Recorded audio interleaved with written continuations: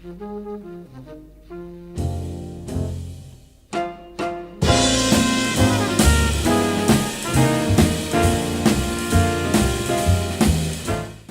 think it's really important to know your community and to be flexible to that. Often as academics, we need to plan years and ahead of our lives, and so you have to set out and think about how you're going to plan every little last bit, and that's usually how I and many other people, I think, approach our teaching, with a lot of planning and then flexibility on the way.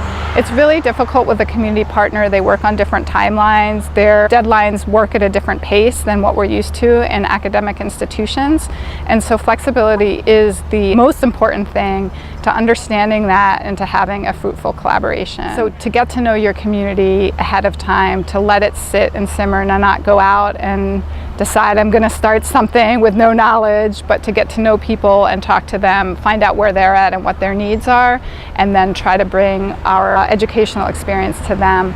Because I think it has to go both ways. It can't be just beneficial to our students, it needs to be beneficial to the community as well.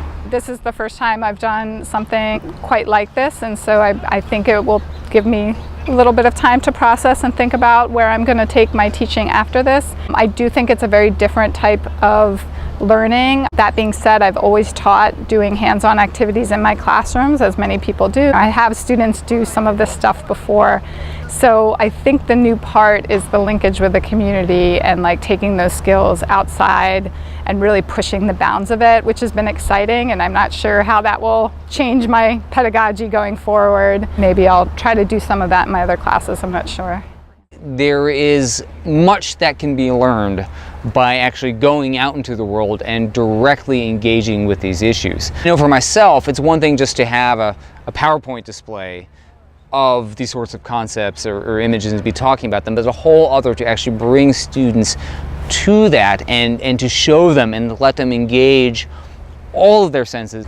In experiential learning, it challenges you to be more open to surprise. For me, that makes it a much more interesting process because I think that I end up learning much more myself than I would if I came in with a rigidly determined curriculum and set educational goals, which you will still have in experiential learning.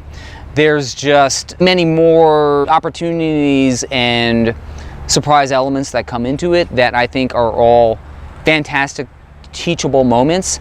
It's taking an approach to it that is best could be described as a non-linear education.